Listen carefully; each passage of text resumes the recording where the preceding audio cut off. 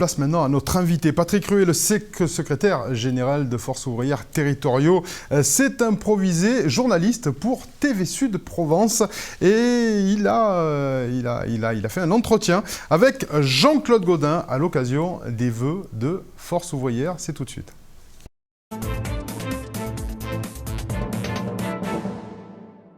Je vais vous poser, bien entendu, vous en connaissez le contenu déjà, donc bien évidemment, je vous avais parlé en premier aujourd'hui des difficultés que nous rencontrons au niveau des écoles et des crèches en matière de personnel. Depuis de nombreuses années que je suis maire, en liaison avec le syndicat majoritaire Force ouvrière que vous représentez. D'importantes améliorations ont été données à votre demande, à l'ensemble du personnel municipal et cette année encore, puisque 1000 agents vont bénéficier de promotions dès le début de cette année. La situation économique n'est pas très bonne.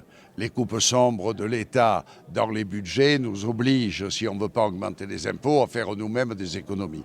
Cependant, dans nos 444 écoles maternelles et primaires, auxquelles s'ajoutent les crèches, il est clair que même si dans nos écoles, nous avons 3200 femmes de service au service des enfants marseillais, il est clair qu'il faut encore augmenter cette catégorie de personnel.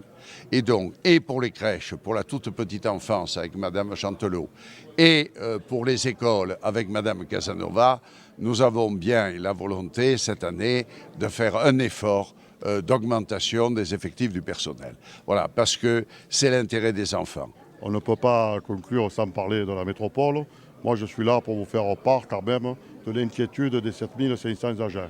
Alors, inquiétude qui est un peu résorbée par le fait que vous ayez été désigné comme le président, mais très sincèrement, tout ce qui se passe aujourd'hui n'est pas de nature à rassurer le personnel. Bien entendu, d'abord, il y a une manière de faire les choses qui m'étonne, parce que quand on porte des écharpes tricolores, on doit respecter les règles et les lois de la République.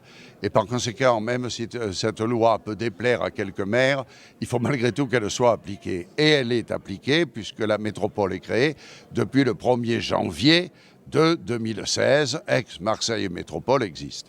Ma préoccupation, et la préoccupation essentielle que j'ai depuis plusieurs semaines, depuis le 9 novembre, au jour où j'ai été élu démocratiquement président de la métropole, il est clair que c'est le paiement des 7500 agents qui touchent bien leurs indemnités, leurs salaires à la fin du mois de janvier. Je puis vous rassurer sur ce point, c'est ma seule préoccupation. Je m'en suis encore entretenu ce matin avec les hauts fonctionnaires qui sont chargés d'établir cette paye. Elle sera effectivement pour l'ensemble des 7500 agents de nos 6 conseils de territoire sur la métropole Aix-Marseille-Provence. Et après, on fera d'autres choses. On fera d'autres choses avec les maires. Si les maires ont des chantiers, on verra comment on peut payer les factures. Mais la première des choses, c'est les 7500 employés. D'ailleurs, je leur ai écrit. Vous avez eu connaissance de cette lettre pour les rassurer.